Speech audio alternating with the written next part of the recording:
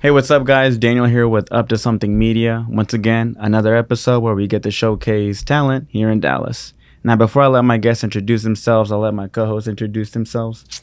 What's good, everyone? It's your boy Diego, back at it. I'm very excited for our guest today. And I'll let her introduce herself. Hey, guys. It's Jubella. I'm a soul singer here in Dallas, Texas. And I'm excited to be here with you guys.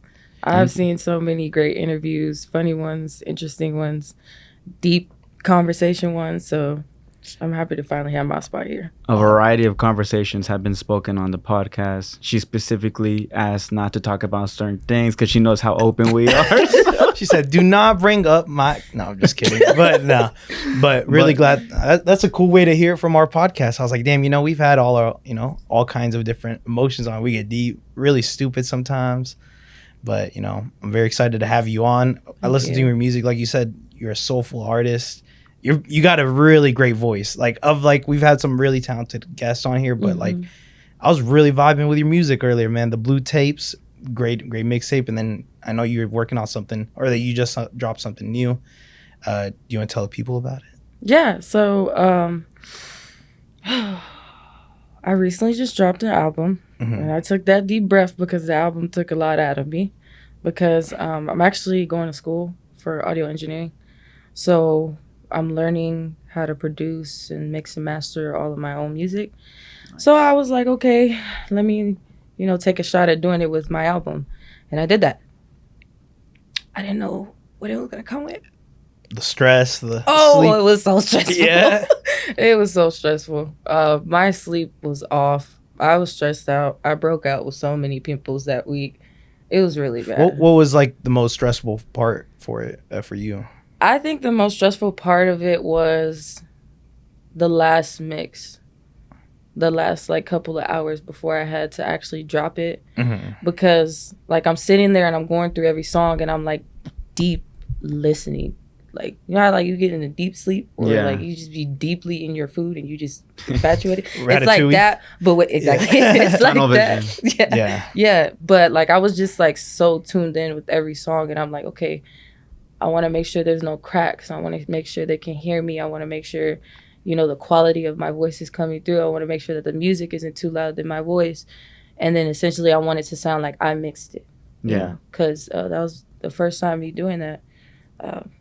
But yeah, it was a lot of just going back and just tweaking and editing, and all that stuff takes time, But I'm blessed to have the school that I go to, because they taught me everything that I know, and they sent me all my equipment. So I was able to record it all at my house. You have all the resources right there. Yeah. Did you get indecisive? At the very end, he's like, should I do this? Should I add this in? Should I leave this out? Yes. Indecisive to the point where I was like, you know what? I don't even need to drop. I'm let me start all over. I'm like, let me just send this on to my brother so he can mix it, because my brother's a producer too. Oh, okay. I was this close to just sending it to my brother and just being like, hey, can you just finish it off? Can you mix it? Because I'm getting stressed out, but I don't want to do it. But it was important for you to kind of take the whole process on your own, huh? To do the producing and all of that. Yeah. And then the day after, sent it to my mom, I sent it to my brothers, my family, everybody. And everybody's favorite song is Only One. But I wrote that song and I was talking about someone, and I was ask who. No, just kidding. I was like, so out of all the songs, y'all like that one. So but that's personable, cool. Though. There's always going to be songs on your own album that are more personable to you because you know what they're about, right? Yeah.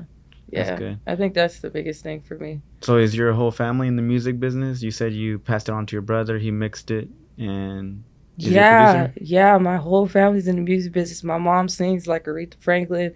My dad, man, he can play the keys like crazy. No, I'm lying. No, I'm pretty much the only one. Yeah, my mom can't sing. I mean, she can sing Latin music because my mom is Mexican. But okay. Yeah, my dad's not a big singer. I have 12 brothers and sisters.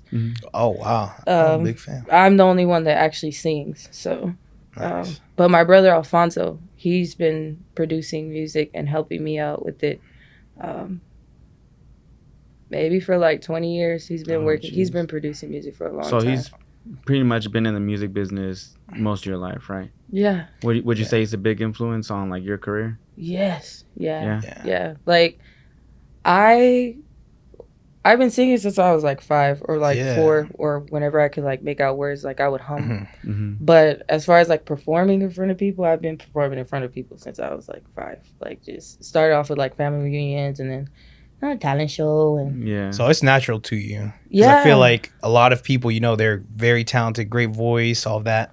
But whenever they hit the stage, it's always a little different. You know, it's you get the nerves, you see the live people, you're, you know, maybe live band, but you're there. So that was never an issue for you.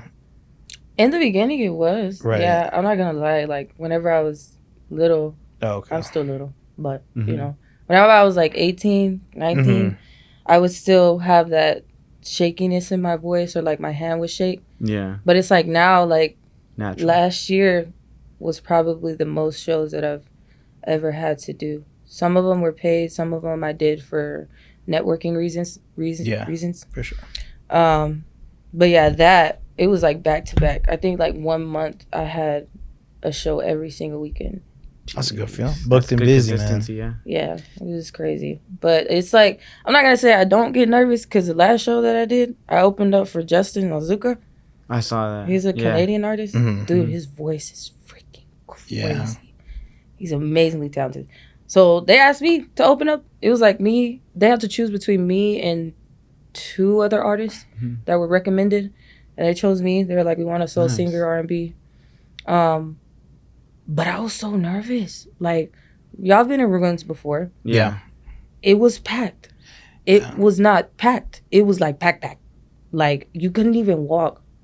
You couldn't get to a small room. Exactly. So you think maybe like 250, 300 people could fit in there, maybe? Jeez, maybe. Yeah. But like from the stage to the door, Packed. it was packed. I couldn't walk. Like, I was trying to get to the crowd. You know what they did? Okay, so they didn't know that they had to wait to see Justin, right? Yeah. So I was walking to the, I was actually in the back, and I was talking to the bouncer. He's like, hey, it's about time for you to go on. And I'm like, okay. And I looked at my mom. She gave me a shot just to calm my nerves since she was there. And I was like, this is great. It's fine. I'm a little bit more warm inside. And I looked at him, and I looked at the crowd. I was like, I'm not going to be able to get through them. Because you couldn't. You know, it was like shoulder to shoulder. Room. And they're waiting for the main performer, right? Yes. They don't know me. I didn't know nobody there. Not yet. I knew my mom. Yeah. Okay. She was the only person I knew there. And then Hendrix. Because Hendrix was the one who actually connected us all together. Nice. Which is nice. So, but yeah, anyways, I couldn't get through the crowd, man. The bouncer was like, it's okay, I'll do it.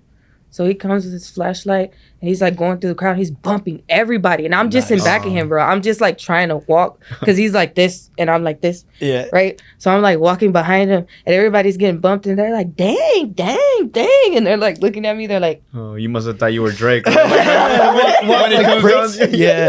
Yo, I got so many mugs, and I was like, artist on the way. It's not the best way to get on stage, right? Like having me mug you on the way. They probably thought it was like your security. Like, exactly, man. They were like, oh god, it was like so much, and I was like, all right, just make it on stage. When I got on stage, they were all just like, and I was like, oh, you better be good. So when you're up there, and like Ruins is not that big, like you can see like everyone's face like individually, and like is that nerve wracking? Like right as you're about to open your mouth and sing, right? Like how does that feel? If you know, sometimes, because everybody doesn't know me, you know, but whenever I perform in front of artists that do know me, or like people who have been in the same shows that I have been, it is a little bit more comfortable to look in the crowd and just see a smile on their face. But it's like people who don't know me, and they're just judging from the outside, like, oh, she thinks she all that. And they would be like this. It's always a girl. Judgment. They just be like, girls hating on girls. You Ladies, know? do better. It's like, public service announcement. You know? But that being said, whenever I got on stage, Hendrix introduced me. It was a very, very nice introduction. I feel like he boosted my head up a little bit too much. But, you know, I didn't tell him what to say to introduce me. And then whenever I was done with my set, that was a 30-minute set, and that was like the longest set I've ever done. Really? Yeah. Dang, that is a pretty decent set. Yeah. Yeah, I needed water after like the 5th song, so I was like swallowing my spit and trying to pray. It's a small space too. It gets pretty toasty. I Yeah, don't know what time of year hot. you performed. And then whenever I got on stage, it was completely different. It was like I was like Shakira. Yeah, it's like I got on stage because they picked you up off the stage and crowd surfed you off. Oh man, whenever I got on stage, because I had to walk back through the crowd to make it to my mom, right? I got off stage, they were like, "You did so good. I love your voice. What's your name? Can I get your Instagram?" And I was like, "Man, y'all was mugging me whenever I got up here. What is this?" But that's like you changed their minds. Yeah, you changed their mind with your music. Like you went on stage with a completely different attitude, and then you get off and they're fans all of a sudden. So. All of a sudden, that quick, 30 minutes. That's good. I have a question because I know you said, before the show you took a shot. Very common to calm the nerves. We are also guilty of this. Do you have any other like pre-show rituals that you like do? Anything that or like show day? You're like, I gotta have this. Honestly, I'm gonna be honest. The only thing I do before a show is I do pray, but that's like before I leave the house. Okay. And then, obviously I'll just put on my headphones, just be in the room, acting like I'm actually on stage and like performing by myself. Nice. Sometimes I go perform it in front of my mom, and she'll be like, "Stick your stomach in," or something like that, So, but no, I really don't have any, other than praying, running through it one last time, and then having at least one shot or two before I get on stage just to loosen me up, because I do get nervous, but it's like I don't gotta be like tipsy on stage, but it's like, well, y'all know, because it's like when you take one shot, you just feel a little bit more, a little calmer, comfortable. You're not like worried so much. You're just focused on the music, So yeah, that's pretty much all I do. And afterwards, before you're a nervous wreck, right? But then afterwards, like after you've successfully performed, how does it feel after seeing all those people cheer you on and you get off stage and like, is it glad it's over? I was like, damn, I want to do it again. Nah, I'd be like, I'm so happy that was over. I'm like, all right, let's go to the bar. Let's watch other people perform. Let's relax. You want my Instagram? Here you go. Like, yeah, that's me. Nice. Okay. Big relief after the show. It's like you did it. Yeah. Let's backtrack a little bit and talk about like where the music started for you. Like at what age did you really pick this up? Like where did you pick up audio engineering? Like who was your inspiration? Okay. But like I said, I started singing whenever I was 5. My mom and my dad were very like selective on what they wanted me to learn how to sing, so they started me off. We used to live in West Dallas, so it would always be like on a weekend or something, never like a school week. Like I just vaguely remember being like this tall and standing by my mom, and she'd be on the computer and she played like a Sam Cooke or Aretha Franklin song, and she'd be like, "Okay, Mia, sing this," and I'd be like trying to sing it. She'd be like, "Sing it from your chest, use your chest," and I'm like, 5 years old trying to sound like Aretha Franklin or Sam Cooke. But I mean, no, like that. By her doing that, it just kind of set it up, without knowing. Whenever I was 10, I still loved soul music. Whenever I was 15, I still loved it. I hit 18 and it became like something I was passionate about. But I didn't actually start writing music until I was like 19. Mm-hmm. I was still singing. Like I've been singing my whole life. But as far as writing how I feel and putting it down on paper and recording it, it was 19. I wanted to wait until I actually knew how to put in words what I was going through, or like I didn't want to make no BS. I really don't like, to each his own, but I don't really like artists that don't really use their gift and actually have a story behind it or a purpose, or even if it's a little thuggish, little right. Something like that. But like have some type of like meaning behind it, Don't write just to write. Exactly. Okay. Yeah, that's why I waited until I was like 19, because I could have easily started jotting stuff down whenever I was like 14 or 15. I wasn't going through anything at that time. I just had school and I had to come home and I would get in trouble. You know, there's no point in writing about the B you got in math, right? But yeah, even though if I probably would have made a song like that, they would have been like, "Oh, this is fire." I'm not talking about anything. Yeah. You know, there's no substance behind it. So, but yeah, and then after that, I went to Grambling in Louisiana. Okay. It's a HBCU. Mm-hmm. I was there for a couple of years, and then I came home for COVID. I still hadn't recorded my first track yet. And then whenever I came home from COVID, that's whenever everything actually changed. You had a lot of time to work on your passion. Yeah, that's whenever I like really got into like recording memos, trying to figure out how to use GarageBand on my laptop. I didn't know how to use it. I had like my smaller Mac. Now I have the big Mac. It's like really nice. Nice. It's nice living. But but yeah, and then I transferred to Full Sail. Okay. It's a recording art school in Winter Park, Florida. And I take classes online, and I've been doing that for the past 2 years. And they taught me everything that I needed to know. And once they sent me my equipment, man, they sent me my mic, my MIDI board, my interface, speakers. They sent me a lot of stuff. It was game over after that, right? Yeah. It was serious. Yeah, that's whenever I was actually like, okay, I'm going to sit down. I'm going to actually try to record myself. And then after that, before I knew it, I had like, I don't know, like 100 songs recorded in Pro Tools. Now I don't really know. I lost count because I have some on my old laptop. I have some on my new laptop, but it's the vault. Dang. That's a good problem to have, though. For real. An abundance of Catalog, music, for right? real. Yeah, a whole Yeah. catalog. Do you ever think about releasing your older stuff or maybe like tweaking it to something that would fit like what you want to work on now? You know, I've had, yes, because I've played a lot of my older music like for my family and my friends. And anytime they hear it, they're like, Belly, you need to finish that song. You need to finish that song. But I feel like it's timing. You know, I feel like I'm not going to, if I'm just going to finish a song just because, you know, like it sounds good and like rush it and not have it be to its full potential to where it could be, then it's not going to come out right. So I'll much rather wait maybe like a year or two, come back to the song.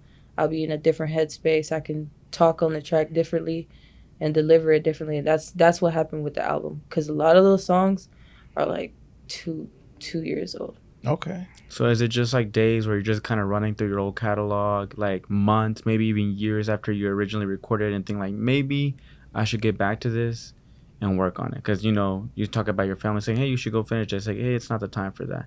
So when it is time for that, like, how is that process? Like, how is it selecting a song and going back to it? I guess I'll use like Better Not Grow Up. That's the first song on the album. That song, I think I recorded that whenever I was like 21, and I just laid down the chorus. I'm 24 now, so it's barely coming out. Okay. But whenever I went back to Better Not Grow Up, it was like I'm not in the same place that I was whenever I was 20. Yeah. But I know why I made that chorus. I know the feelings and the emotions that I was going through in that moment. So that helps me finish the rest of the song. You know, it's just the quality of my writing and then like my knowledge behind like, you know, Pro Tools, mixing it and, you know, just like it all just kind of flowed together whenever it was that time for me to actually finish those songs that I made like a couple years back. So it works out. It's like a time vault, right? Because you go back to that song and you remember how you felt whenever you were 20. Yeah. It's kind of how like whenever you listen to a song, right? Revisiting it. Yeah, and it reminds you of like, that's the great thing about music, right? It's like nostalgia. You can connect like an emotional feeling to what you were listening to at that time. Yeah. That's really cool. Good or bad, right? Yeah. Yeah. But it's music nonetheless. Yeah. Nice. I do want to go back and talk about like, because you know you went to school in Louisiana and Florida for music. What would you say were like the biggest differences from like music out there that you kind of saw, or like maybe local artists out there compared to like how things are here in Dallas?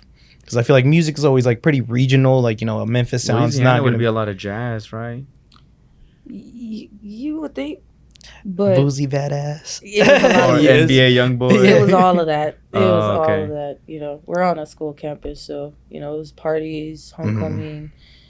You know, just a lot of Louisiana music. I know a lot of music that I shouldn't know, and I know a lot of dance moves that I shouldn't know. But it's like you go out there as a Dallas kid, and we're all like, in Dallas, we're fond on dancing, we're fond on hype music. So it's the same thing out there. Yeah. It's just a little bit more. A different. You know what? I went to New Orleans for like a week this year, and it was like my first time actually like exploring it, and just the amount of live music. Like we went to go get like dinner, and then outside, like they just posted up on a corner, like literally trumpet, drums, and just work. It was so dope, and it was like hearing live music. It like that shit. It was like so soulful, even though it was jazz. I was like, damn, that shit like came from the heart. Yeah. But what would you say about Florida?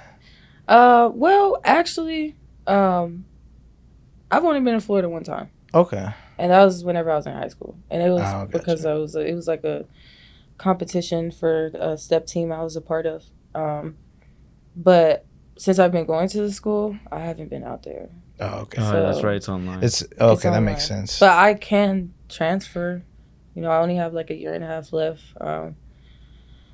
I did what I wanted to do here, and I wanted to drop my project. I wanted to do a lot of shows to get my name out there and, do interviews with nice people like you guys that have a good name in the city. Thank you.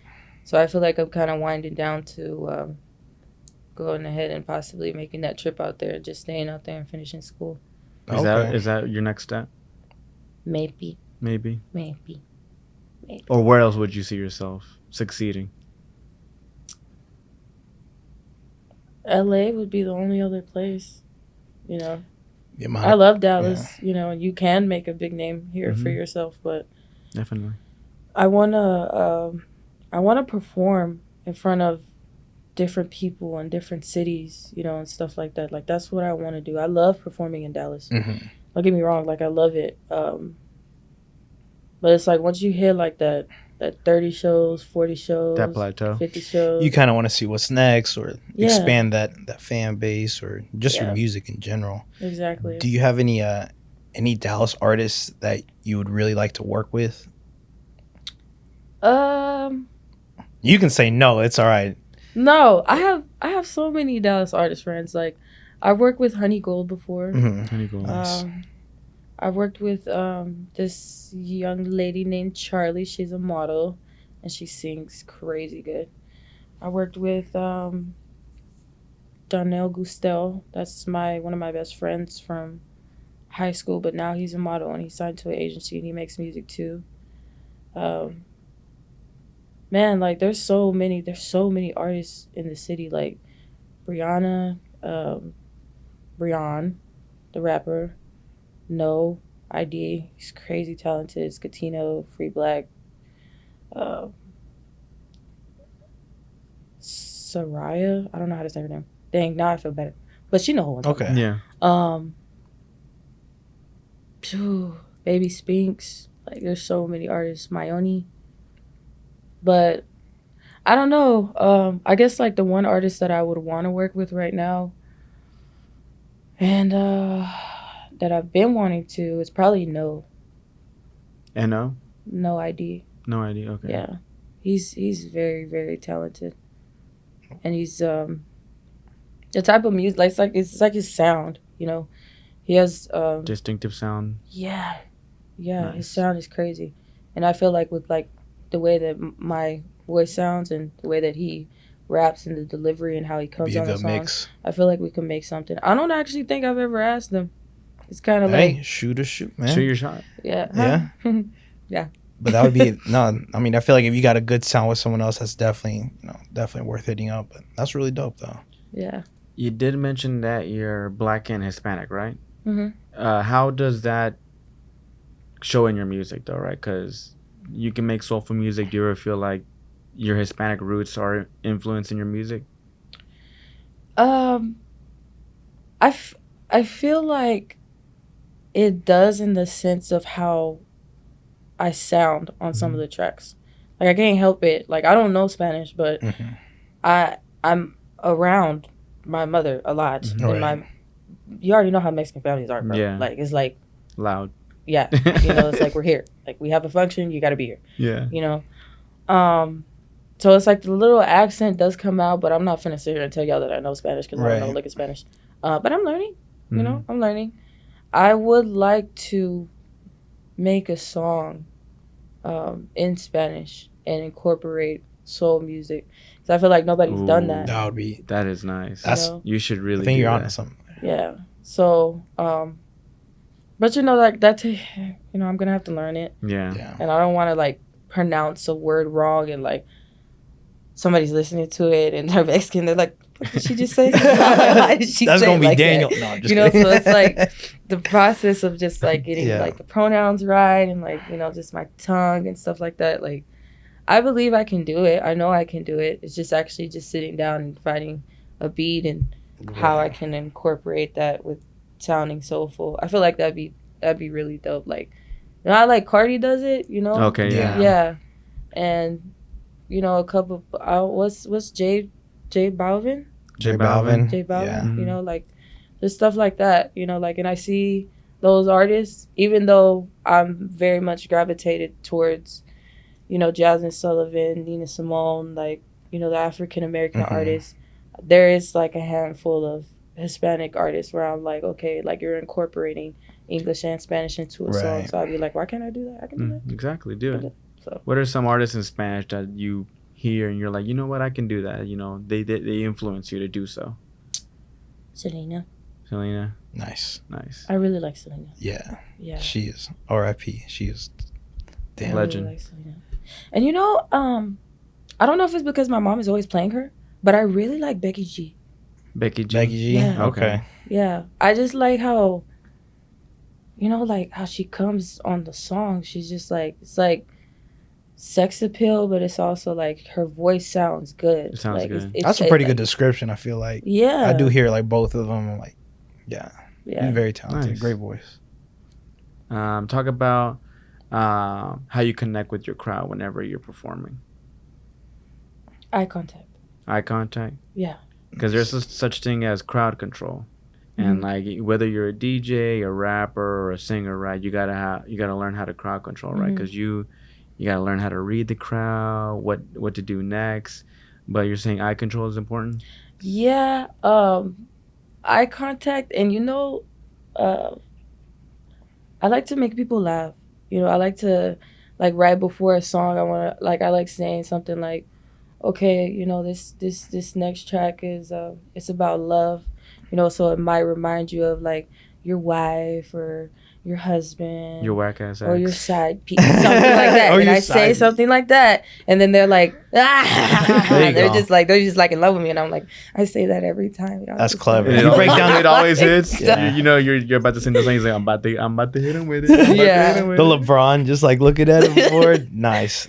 So yeah, I mean, just like, and also whenever I do that and I do talk to them and like crack a joke here, just ask them how they're doing, I'll be like, well, you look good tonight, and they'll be like, you look good too, girl. I'll be like, Nice. girls like that. Yeah. Breaking down that barrier. Yeah. Yeah. I feel like that is like a strong thing that I have whenever it comes to performing. You're very personable, right? Yeah. Yeah. That's I was thinking about that earlier, like how I would describe you, and like after meeting you, I feel like you're very personable. Like you'd be someone that we would see on stage, and like you said, we could talk back. We'd be like, "Yo, that was a great." Like, Because once you're on stage, you're kind of Yeah. like, oh, I can't talk to them because we're so used to like seeing like a Drake or a Lil Wayne on stage, right? Yeah. And you're like, oh, it's not accessible. But like you break that barrier and you make it accessible to be like, okay, I feel comfortable around with this person that's on stage, and that make them enjoy the show a lot more. Yeah. I feel Nice. like if you're gonna get up there, you're already up there. Might as well make it work. Yeah. You might as well stick it out. Like there's Yeah. no There's no escaping once you're up there. You're already up there and everybody's looking at you. Yeah. Yeah. So I learned that like Early whenever on. I was doing talent shows, like you get up there, you sing your song, make a good impression. Now back then I didn't talk to people in the crowd. I would just get on stage and then walk off stage with my hands sweaty. That was different.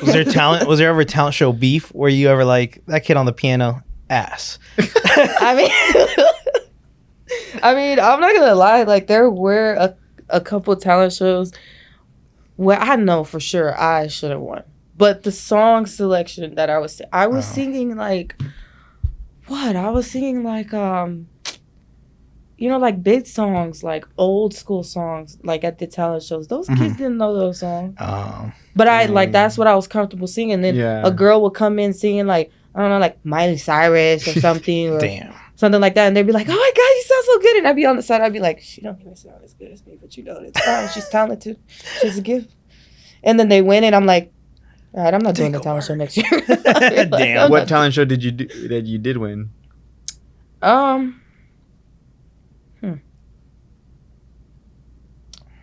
actually don't think I've ever won a talent show. Oh Lord, I won. I'm sorry for asking. You asshole. No, I'm just it's kidding. okay. It's okay because you know what? I did every talent show every year that I was in school. I did do that, but now you performing. I'm booked, and now the people that I go to high school with, That little they girl know. And that Miley Cyrus.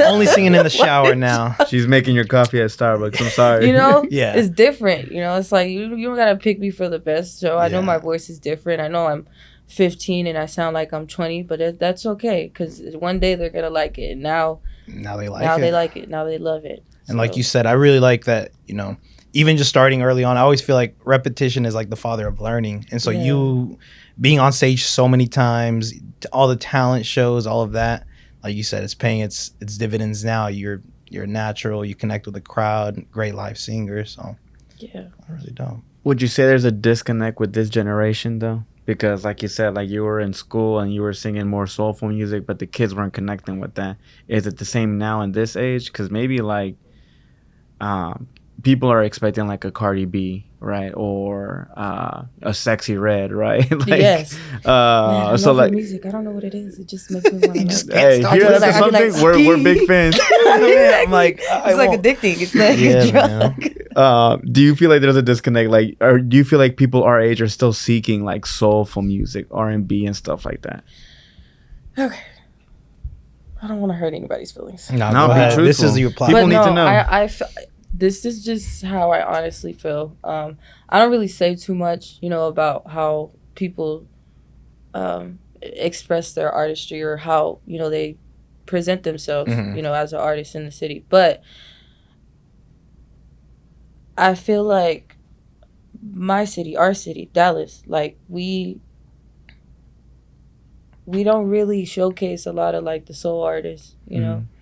It's like, you know that they can sing their ass off, you know, but it's like you would much rather hear a female or a male sing something soft, or like somebody who has a voice like I don't know, Janae Aiko, and they sing in their falsetto all the time. But it's like I've noticed that a couple of the shows that I did before I went on that, you know, streak of just being booked and booked and booked, being in front of people who are our age, sometimes they just like stand there and look at me, you know, like they don't really know how to Connect with you, right? Yeah, but then somebody's mom is in the back like, you better sing, baby, you know.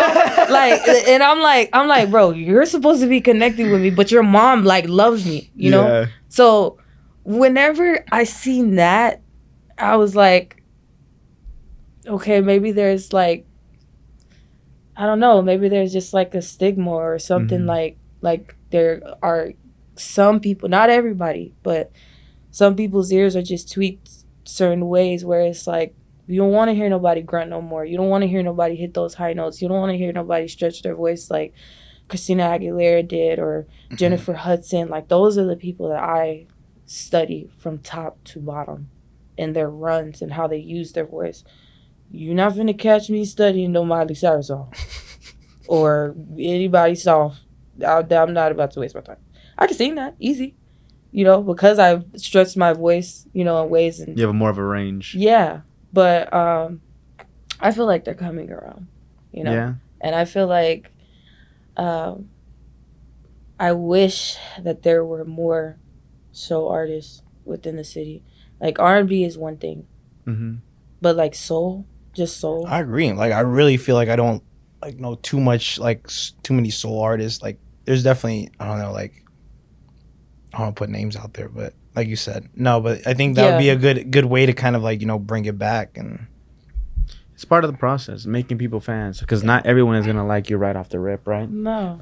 It's part of the process, like making people fans, and that's what I would assume is satisfying, right? Like, this person wasn't a fan, but you changed them. Like, and I think, yeah, I agree with you. I think there should be more of a variety of music here in Dallas, at least showcase, and that's what this platform is for, right?